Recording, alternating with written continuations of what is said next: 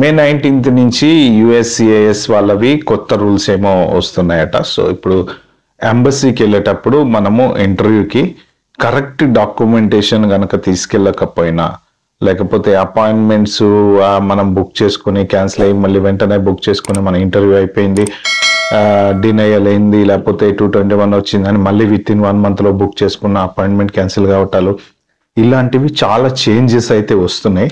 So మీరు ఎవరైనా మే 19th తర్వాత ఇంటర్వ్యూ కనుక వెళ్ళే వాళ్ళు మాత్రం ఇప్పుడు నేను చెప్పే డీటెయిల్స్ అన్ని జాగ్రత్తగా పర్ఫెక్ట్గా చూసుకొని వెళ్ళండి. ఫస్ట్ థింగ్ ఏంటంటే, ఇది విజిట్ వీసా అయినా, H1 అయినా, F1 అయినా, L1 అయినా ఎవరికైనా కామన్ అండి.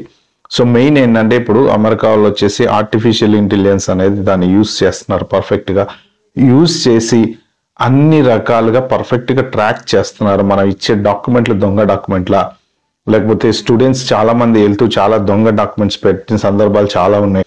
లేదు H1 లెటర్స్ కంపెనీ నిజంగా ఉందా లేదా, ఇవన్నీ చాలా జరుగుతూ ఉన్నాయి. విజిట్ వీసా మీద వెళ్ళే వాళ్ళు ఎవరైనా దొంగ డాక్యుమెంట్స్ పెడుతున్నారా? సో ఇలాంటివన్నీ కూడా ప్రాపర్గా ట్రాక్ చేయడానికి వీళ్ళు మొత్తం అన్ని డిపార్ట్మెంట్స్ అన్ని కలిసిపోయినాయి.